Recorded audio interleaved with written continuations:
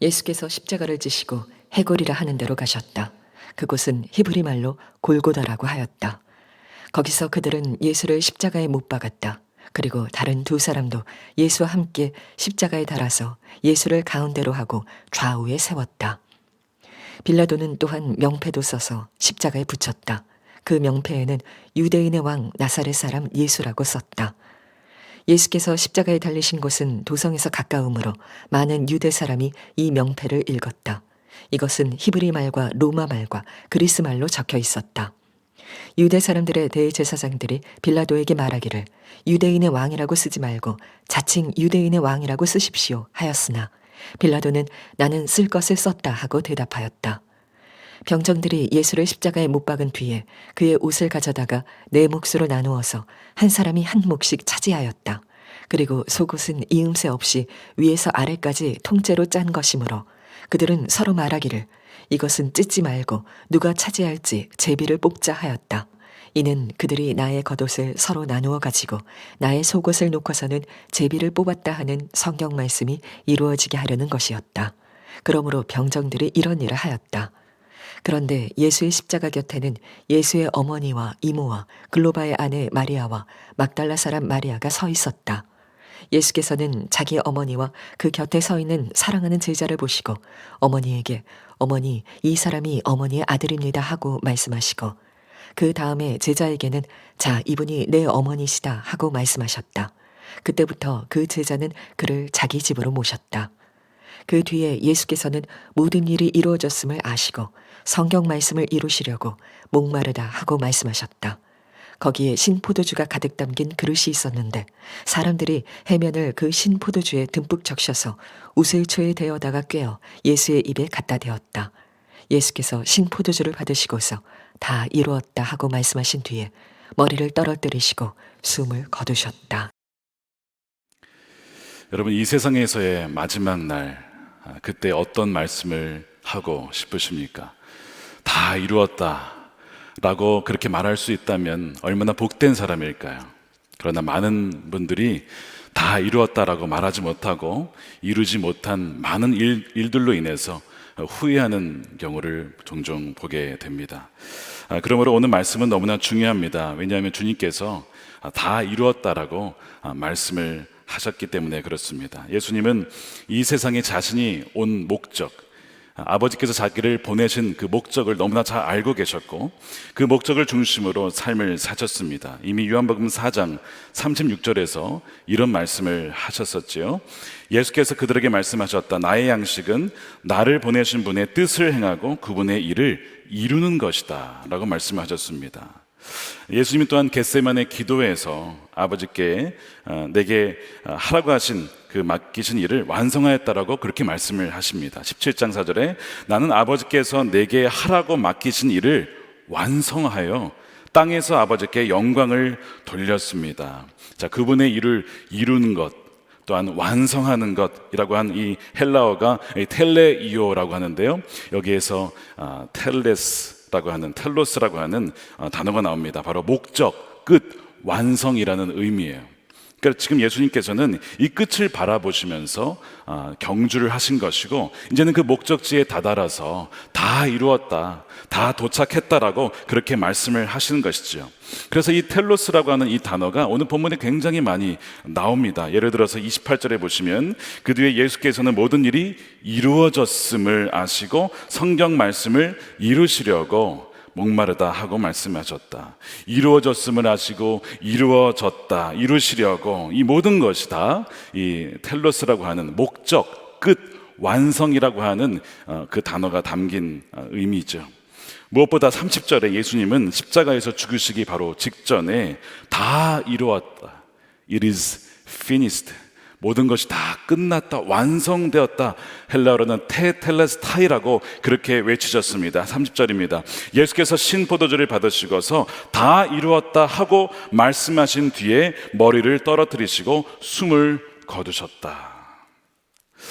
이 다 이루었다, 이 테텔레스타이라는 것은 시장에서 물건값을 다 치루었다, 더 이상 남은 것은 없다라고 했을 때 했던 말이기도 합니다. 또한 어떤 작가가 작품을 완성한 후에 내가 다 작품을 완성했다라고 할 때도 역시 테텔레스타이라고 그렇게 외치곤 했습니다. 그래서 저는 오늘 예수님께서 과연 십자가에서 다 이루신 것이 무엇인지에 대한 말씀을 나누고 그것이 우리에게 어떤 의미를 주는 것인지를 나누려고 합니다. 크게 세 가지입니다. 첫 번째는 바로 속죄입니다. 십자가에서 죗값을 완전히 다 치르셨다는 것이죠. 모든 값이 다 지불되었다는 것입니다. 우리의 죗값을 주님이 완전히 다 지불하셨다는 것입니다. 여러분, 성경이 말하는 죄가 무엇입니까? 바로 내가 왕이 되는 것입니다.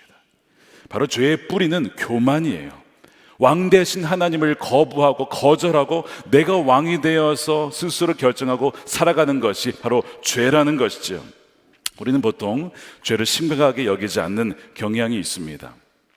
그러나 그 똑같은 죄도 그 누구에 대한 죄인가 그 대상에 따라서 동일하지 않다는 것이죠. 예를 들면 여러분, 과속을 하게 되면요, 고속도로에서 과속을 하게 되면 티켓을 받습니다. 그런데 그 과속을 스쿨존이라고 하는 학교 앞에서 하게 되면요, 벌금이 훨씬 더 강합니다. 더 무겁습니다. 왜냐하면 그 대상이 어린 아이들을 향한 범죄가 될 수 있기 때문에 그 죄값은 훨씬 더 크다는 것이죠. 자, 그렇다면 영원하시고 무한하신 하나님께 대한 죄는 여러분 얼마나 크다는 것일까? 그거는 여러분 우리의 생명을 바쳐서도 갚을 수 없는 죄값입니다. 영원한 사망이라는 것이죠. 내 마음대로 사는 것이 바로 하나님의 왕되심에 대한 반역이고 그 죄값은 어마어마한 것입니다. 오늘 18절에 보면 거기서 그들은 예수를 십자가에 못 박았다라고 했는데 그들은 누굽니까? 십자가에 못 박으라고 외쳤던 군중들이고 또한 빌라도고 대제사장들입니다. 그러나 실은 이들만이 아니고 우리가 외친 것이죠. 우리가 예수님이 왕이 아니라 내가 인생의 주인이라고 마음대로 결정할 때마다 우리는 사실상 예수님을 십자가에 못 박아 죽인 것입니다. 그 죄값은 구약의 어떤 동물 제사로도 다 치를 수 없는 것입니다. 그 죄값은 영원한 사망이기 때문에 그래요. 자, 그러면 하나님은 반역자인 우리를 그냥 죽게 내버려 두고 그냥 죽게 그냥 사형시키면 되는데 하나님은 그렇게 하지 않으신다는 거예요. 왜냐하면 우리가 반역자이지만 동시에 우리를 너무나 사랑하시기 때문에, 오늘 찬양 가사처럼 주께서 우리를 먼저 사랑하셨기 때문에 그렇기 때문에 그렇습니다. 사무엘하 15장에 보면요, 다윗의 아들 압살롬이 아버지에게 반역을 합니다. 아버지를 감쪽같이 속이고 몰래 군대를 모아서 예루살렘으로 진군을 하죠. 뒤늦게서야 다윗이 그 소식을 듣고 급히 부하들과 함께 그 성을 빠져나와서 피난을 가게 됩니다. 압살롬은 대부분의 군대를 장악했고 아버지 다윗 왕도 몰아내었기 때문에 이제 승리를 앞두고 있었습니다. 그러나 자신의 책사인 그 아히도벨의 책략을 따르지 않고 바로 다윗이 스파이로 보낸 후세라는 그 사람의 전략을 따르게 되면서 전세는 역전이 됩니다. 뒤집히게 되죠. 결국 후세로 인하여서 이제 지게 된 것입니다. 이 압살롬이 함정에 빠져서 나중에 자신의 머리가 이 상수리 나무에 걸리고 그것을 보았던 다윗의 장군이었던 요압이 그 압살롬의 심장을 딱 찔러서 그 반역자인 압살롬을 죽이게 됩니다. 반역에 대한 죄는 바로 사망이라는 것이죠. 피값이 있어야 된다는 것입니다. 자, 나중에 반역자인 이 압살롬이 죽었다는 소식을 다윗이 들었을 때 다윗이 기뻐했죠? 아니요, 기뻐하지 않았어요. 반역자가 죽었는데 기뻐하는 것이 아니라 오히려 다윗은 울었다는 것입니다. 뭐라고 울었냐면 내 아들 압살롬아, 압살롬아, 내 아들아, 내 아들 압살롬아, 너 대신에 차라리 내가 죽을 것을 하면서 통곡을 하더라는 것이죠. 여러분, 너무 이상하지 않아요? 반역자가 죽었는데 왜 다윗은 운 것일까? 반역자이긴 하지만 자신의 아들이기 때문에 그래요. 하나님의 마음이 꼭 이와 같습니다. 우리가 하나님을 반역한 그런 반역자이지만 우리가 그분의 자녀들이기 때문에 그분의 마음은 너무나 애통하다는 것이죠. 그래서 죽일 수밖에 없지만 그러나 죽일 수가 없어서 하나님이자 그분의 아들이신 예수님을 보내신 거예요. 하나님께 대한 반역자는 너무나 크기 때문에 그 어떤 인간의 무엇으로도 갚을 수가 없습니다. 그래서 하나님과 같은 신적 존재가 값을 치르지 않으면 그 죄값을 치를 수가 없었습니다. 그래서 빌립보서 2장에 보세요. 예수님을 뭐라고 묘사하냐면 그는 하나님의 모습을 지니셨으나 하나님과 동등한 그 하나님이셨던 그분이 그것을 당연하게 생각하지 않으시고 오히려 자기를 비워서 종의 모습을 취하시고 사람의 모습으로 이 땅에 오셨습니다. 그는 사람의 모양으로 나타나셔서 자기를 낮추시고 죽기까지 순종하셨으니 곧 십자가에 죽기까지 하셨습니다. 하나님과 동등하신 그분이 우리를 살리시기 위해서 죽으신 사건이 바로 십자가라는 거예요. 우리가 치러야 할 그 죄값을 그분이 대신 치르신 것이고 그리고 우리가 대신 살게 된 것입니다. 오늘 본문 30절에 보면 개정판으로 보면 영혼이 떠나가시니라 이렇게 되어 있습니다. 직역하면 영혼을 넘겨주었다라는 의미죠. 헬라어로 파라디도미라는 동사를 썼습니다. 근데 이 단어가 요한복음에 계속 반복되었던 단어예요. 뭐냐면 가룟 유다가 예수님을 넘겨주었고 빌라도가 예수님을 사형터로 넘겨주었다, 이 동일한 단어를 쓰고 있습니다. 그런데 하나님이 실상 그 예수님을 넘겨준 것이지요. 그리고 오늘 이 30절에 영혼이 떠나가시니라의 주어는 바로 예수님으로 돼 있어요. 예수님이 자발적으로 자신의 영혼을 우리를 위해서 넘겨주었다는 것이죠. 이것이 첫 번째 예수님이 바로 십자가에서 이루신 거예요. 더 이상 우리가 치러야 할 죄값은 없다는 것이죠. 그래서 17절에 보면 그들이 예수를 맡으며 예수께서 자기의 십자가를 지시고 해골, 히브리 말로 골고다라고 하는 곳에 나가셨다라고 되어 있습니다. 예수님이 지신 이 자기의 십자가는 본래 우리가 져야 될 십자가입니다. 사망의 십자가예요. 우리가 죽어야 할 그 십자가를 예수님이 대신 지셨다는 것이죠. 1939년에 폴란드를 침공한 독일군이 그곳에 살던 유대인들과 소련군, 그다음에 폴란드 정치범, 나치즘을 반대하는 자들을 화물 열차에 태워서 아우슈비츠 수용소로 보냈습니다. 최초의 수용자들이 보내진 것은 1940년 6월이었고요. 그 이후로 총 15만 명의 폴란드인들이 왔고 그중 절반인 약 7만 5천 명이 독가스실에서 죽게 됩니다. 근데 처형 방식은 독가스만 있었던 것이 아니고 굶어 죽이는 아사라고 하는 방식도 있었습니다. 그래서 그 아사 감방에서 서서히 굶어 죽어가는 것이죠. 어느 한 감옥에서 포로가 탈출을 했는데 그 사람을 잡지를 못했습니다.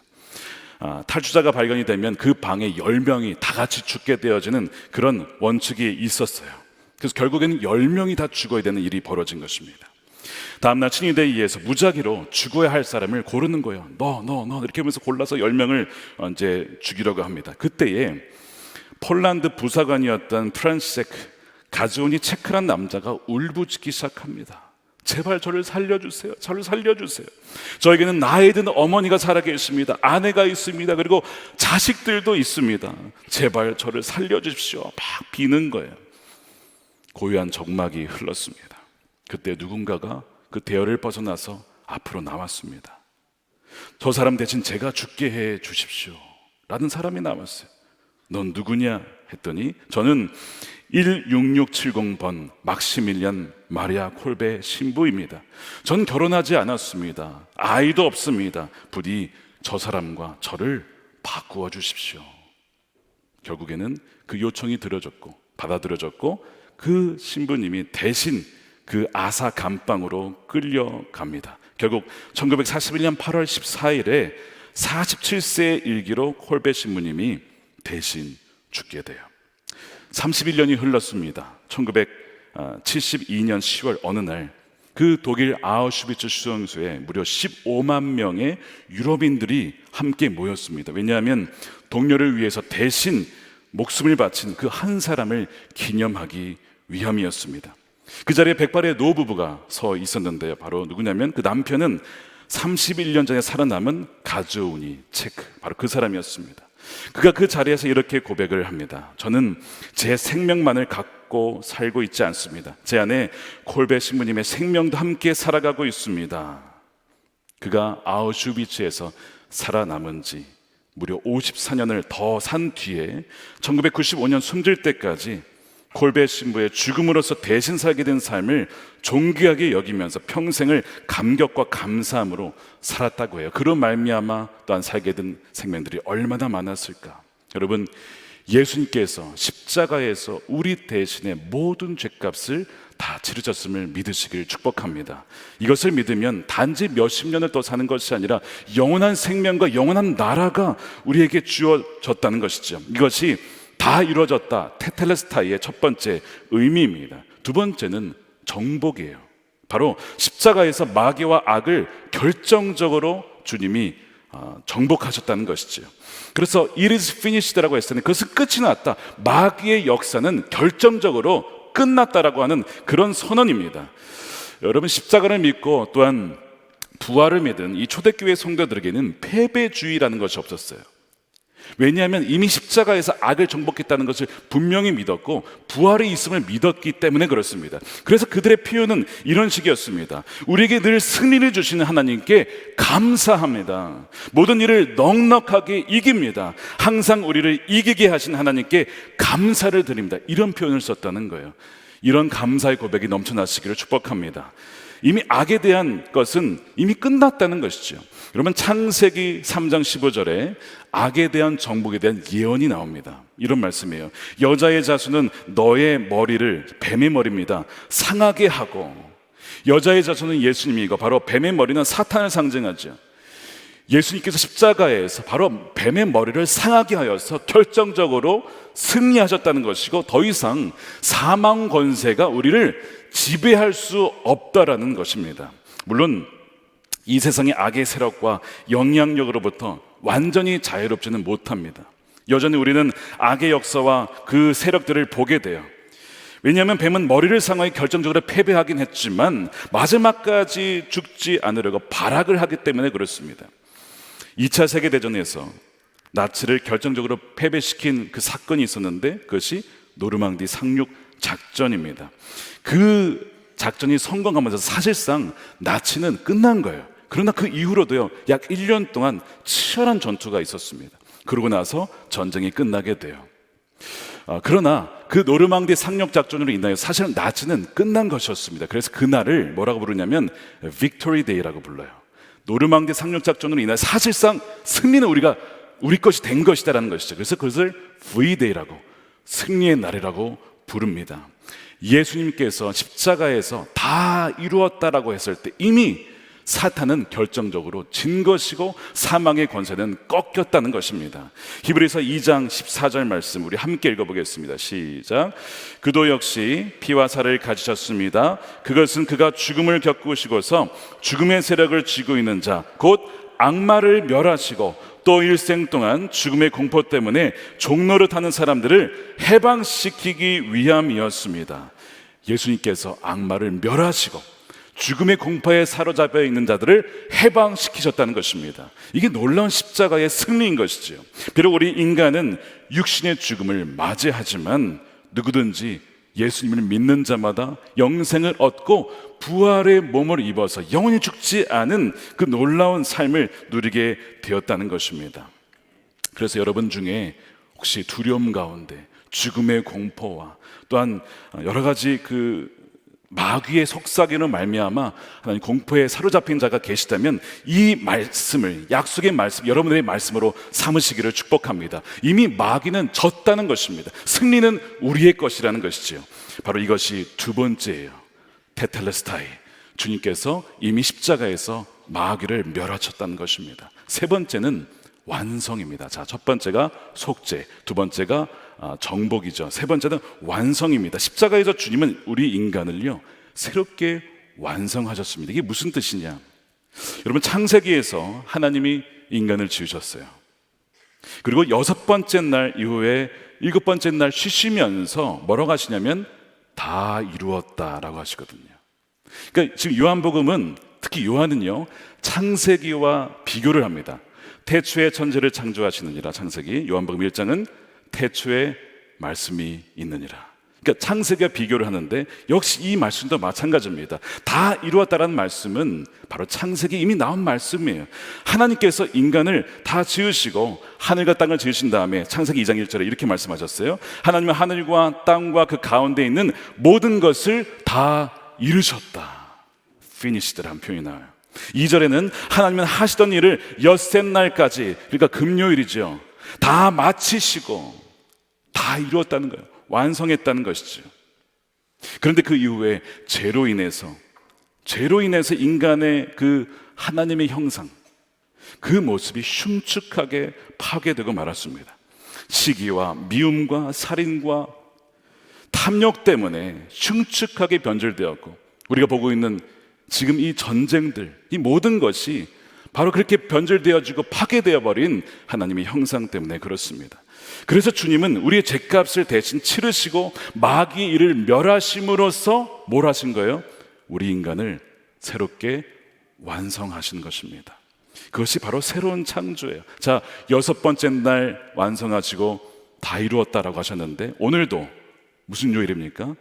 오늘 본문의 배경은 바로 금요일입니다. 6번째 날 십자가에서 죽으시면서 이제 안식일로 넘어가는 그 시점에 주님은 다 이루었다. 이제는 죄에 사로잡혀서 죽어가는 자가 아니라 죄를 이기고 점도 없이 흠도 없이 온전한 자로 살아가는 새로운 인간, 새로운 창조를 이루셨다라는 것이 바로 이 십자가의 완성이라는 것입니다. 하나님께서 작품을 완성하시고 다 이루었다, 드디어 작품이 완성되었다라고 말씀하시는 놀라운 선언인 것입니다. 여러분, 우리가 이것을 믿는다면 정말 주 안에서 우리는 누구예요? 새로운 피조물이다라는 것입니다. 주 안에서 이제는 완전히 새로운 자가 되었다는 그 고백인 것입니다. 이것이 십자가의 은혜요, 능력입니다. 이 진리를 믿음으로 취하시는 여러분들이 되시기를 축복합니다. 그러므로 여러분, 이 속죄와 그 다음에 정복, 그 다음에 완성, 이 모든 것을 종합해 보면 무슨 의미냐? 다 이루었다는 것은 아무리 내가 흉악한 죄인일지라도 나는 너를 끝낼 수 없다는 뜻입니다. 다 이루었다는 것은 내 인생은 이제 끝이야 라고 생각할지 모르겠지만 절대로 너의 인생은 거기서 끝나지 않는다는 뜻입니다. 많은 이들이요, 죄 때문에, 실패 때문에, 중독 때문에 망가진 인생을 보면서 이제 나는 끝이야 라고 생각을 합니다. 그러나 실은 주님은 내가 다 이루었기 때문에 너의 인생은 그렇게 끝나는 것이 아니라고 지금 말씀을 하시는 거예요. 만일 그분이 우리의 죄악을 보고 우리의 망가진 인생을 보고 우리를 포기하셨다면 성탄절은 없었을 것입니다. 만일 주님이 정말 포기하셨더라면 십자가에서 죽지 않으셨을 거예요. 그냥 영원히 죽도록 내버려 두면 되기 때문에 그렇습니다. 너의 인생은 끝난 거야. 그런데 여러분, 십자가에서 다 이루셨다는 말은 그분은 우리를 그대로 끝낼 수 없고 끝내지 않으시겠다고 하는 주님의 사랑이요, 주님의 열심의 바로 표현인 것입니다. 그분이 우리를 사랑하시는 이유는요, 우리가 잘나서가 아니에요, 우리가 뛰어나서가 아닙니다. 그저 우리를 그저 있는 그대로 자녀이기 때문에 사랑하시는 것입니다. 존재 자체로 사랑하시는 거예요. 우리는 사실 사랑받을 만한 것이 어떤 것도 없습니다. 철로 역정을 쓴 존 번연이요, 주님께서 어떠한 자들을 사랑하셨는가에 대해서 이렇게 썼습니다. 만왕의 왕이요 하나님의 아들이신 예수 그리스도께서 인간을 사랑하셨다. 그분이 사랑하신 사람들은 범법자, 죄인, 원수, 더러운 자, 죄악된 자, 사악한 자, 불경건한 우매자, 미치광이로 불린다. 우리 같으면 그런 자에게 눈길이나 주겠는가. 그러나 그리스도께서는 우리에게 그분의 마음을 부어주셨다. 이런 자들을 사랑하신 분이 바로 주님이십니다. 여러분 자신이 생각하기에 내 인생은 더 이상 살 가치가 없다라고 생각할 때에 인생은 아직 끝난 것이 아니라는 것입니다. 왜냐하면 십자가에서 자신의 전부를 우리를 위해서 내어주셨기 때문에 그래요. 우리를 위해서 속죄제물이 되어주셨기 때문에 그렇습니다. 우리를 위해 마귀를 멸하셨습니다. 우리를 위해서 새로운 창조를 하신 거예요. 바로 거기에 소망이 있고 살아갈 이유가 있습니다. 어제 그저께였죠. 1111 기도의 날 중에서 마약 중독자들을 위한 기도의 시간이 있었습니다. 한국은 더 이상 마약 청정국이 아닙니다. 영상에 나왔지만 한 마약에 중독되었던 청년이 자기가 도무지 중독을 이길 수가 없어서 온라인에 도움을 요청했다고 해요. 근데 거기에 달린 댓글은 모두 뭐였는지 아십니까? 죽어라, 죽어라. 왜 사냐? 마약에 중독되었으면 죽어야지. 그런 댓글들만 달려서 엄청 상처를 받았다는 것이죠. 근데 그가 이 마약 중독을 이기는 재활센터에 와서 이제 말씀을 읽고 큐티 나눔을 하고 또 그것을 영상으로 올렸는데 거기에 또 많은 댓글들이 달렸다고 해요. 근데 거기에 달린 댓글들은 이런 것이었습니다. 힘내십시오. 사랑합니다. 축복합니다. 기도하겠습니다. 그러니까 사랑으로 자신을 보듬어 주었던 사람들은 모두 그리스도인들이었다라고 하는 그런 고백을 해요. 그거 고백하기를 이런 중독자를 포근하게 안아주는 자들은 믿는 사람들밖에 없구나 하는 것을 느꼈다는 겁니다. 여러분, 이것이 누구의 마음이죠? 바로 주님의 마음이에요. 너가 지금 중독으로 인해서, 마약으로 인해서 너의 인생이 끝이 났고 완전히 망가졌다라고 해서 끝난 것이 아니라는 거예요. 나는 너를 위해서 십자가에서 내 모든 것을 주었고 너의 삶을 완전히 바뀔 수 있다라는 것, 그러니까 끝내지 말라는 것이죠. 바로 그것이 주님의 사랑의 표현이었습니다. 여러분, 이 진리는요, 우리 국가와 민족에게도 적용이 됩니다. 이스라엘이 징계를 받았지만 로마서에 보세요. 하나님이 여전히 그 이스라엘이라는 민족을 사랑하십니다. 이 대한민국도 마찬가지예요. 아무리 나라가 어렵고 때로는 정말 실망스러운 일들을 많이 보게 되죠. 그러나 나라를 위한 사랑과 기도를 멈춰서는 안 된다는 것입니다. 올해 김훈 작가가 쓴 하얼빈이라고 하는 소설이 나왔습니다. 안중근 의사가 쓴 일기를 바탕으로 소설로 재구성한 책인데요. 1900년도 초에 이미 대한제국은 일본으로 넘어간 상황이었죠. 그래서 이토 히로부미가 한국 통감으로서 사실상 이 왕의 역할을 하고 있었던 때였습니다. 그때 많은 사람들이 한국은 이제 끝났다. 그 일본 제국을 어떻게 이기냐, 뭐 그런 생각을 하고 있을 때였죠. 그런데 아직 한국은 끝난 것이 아니다라고 믿었던 자가 바로 안중근입니다.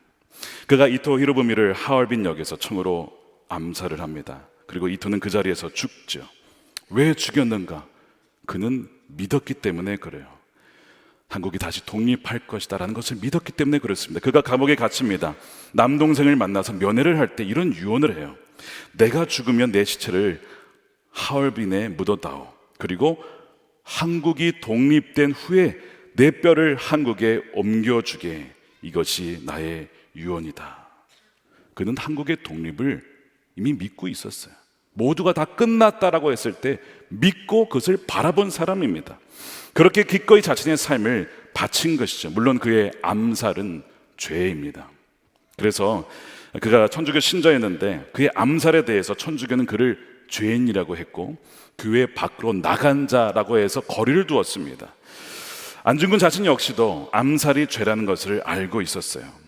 마주부치라고 하는 일본 검찰관이 그 점을 캐묻습니다. 그대가 믿는 천주교에서 사람을 죽이는 것은 죄악이 아닌가? 그때 안중근이 이렇게 대답합니다. 그렇다. 그러나 남의 나라를 탈취하고 사람의 생명을 빼앗는 자를 수수방관하는 것은 더 큰 죄악이다. 나는 그 죄악을 제거한 것이다. 그가 사형집행을 당하기 며칠 전 미텔 신부에게 이렇게 고백을 합니다. 제가 이토의 목숨을 없앤 것은 죄일 수 있겠지만 이토의 작용, 즉 한국 사람들을 죽이고 나라에 대한 억압을 없앤 것은 죄가 아닐 것입니다. 십계명의 살인은 분명 죄라고 되어 있습니다. 그런데 주님은 마음으로 누군가를 미워하는 것은 실상 살인한 것이다. 우리도 다 살인자라는 것이죠. 그러므로 나라와 백성들을 살리기 위해 살인한 그의 죄는 하나님이 공의롭게 판결을 할 것입니다. 그가 죽을 때 나이가 31살이었어요. 그의 불같은 청년의 때를 나라를 위해 바친 것입니다.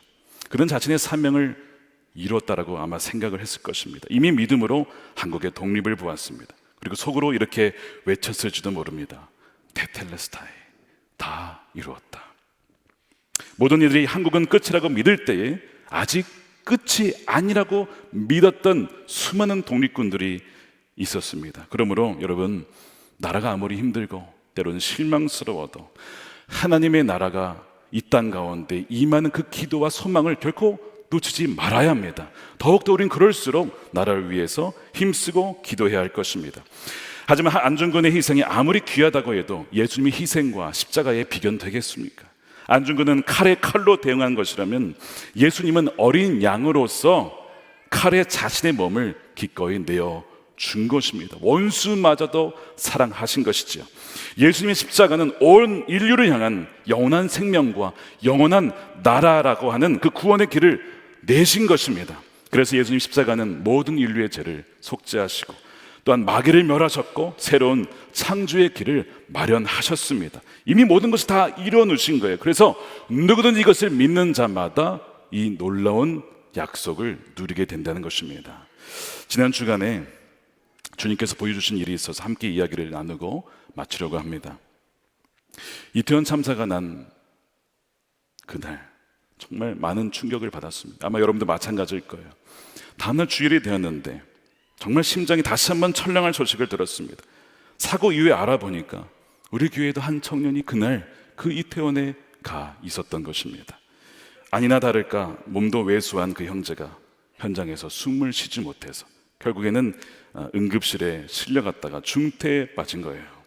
젊은이 교회에서 그 형제에게 연락이 안 됐는데 동생에게 연락이 왔습니다. 이 사실을 목회자들에게만 알리고 긴급 기도 요청을 하고 우리 모든 목회자들이 함께 기도를 했습니다. 그 다음날 젊은이 교회 담당 목사님으로부터 저에게 연락이 왔어요. 목사님, 그 형제 아버지께서 매일 문자로 상황을 전해주고 계신데 현재 그가 의식이 없습니다. 자가 호흡이 어려운 상태입니다. 병원에서는 오늘 내일이 위기라고 합니다. 그 얘기를 듣는데 얼마나 눈물이 나든지, 주님 사랑하는 양떼가 하나님 그렇게 양이 길을 잃고 죽어가고 있습니다. 하나님 이 양을 살려주십시오. 정말 그렇게 눈물로 기도를 했습니다. 근데 그의 아버지는요 믿는 분이 아니에요. 그러니까 그 가족 중에 믿는 사람은 이 형제밖에 없었습니다. 그런데 그 믿지 않는 아버지가 이렇게 기도 부탁을 하신 거예요. 오늘 내일이 고비입니다. 병원에서 지속적으로 치료를 하겠지만 꼭 끝까지 함께 기도 부탁을 드립니다. 여러분, 병원에서도요 사실상 끝났다, 장례 준비를 하라고 그렇게 얘기를 한 거예요. 여러분, 그 이야기를 듣는 아버지의 심정이 어떠했을까? 너무나 절박한 심정이지만 그러나 포기하지 않고 끝까지 기도해달라고 하는, 자기는 믿지는 않지만 정말 신이 계시다면 그렇게 붙잡지 않았겠습니까? 기도 부탁을 그렇게 하셨어요. 그래서 그날 이후로 이것을 확대해서 우리 이제 긴급 기도방이 있습니다. 200여 명이 함께 있는 그 방에 공유를 하고 요청을 해서 더 많은 이들이 함께 기도할 수 있게 했습니다. 새벽마다 그 형제를 위해서 얼마나 기도를 했는지 몰라요. 주님, 그 형제를 살려주십시오. 살려주십시오. 그렇게 일주일 넘게 기도를 했는데 별다른 소식이 없었어요. 그러다가 지난주에 다시 연락이 왔습니다. 그 청년이 깨어났다는 거예요.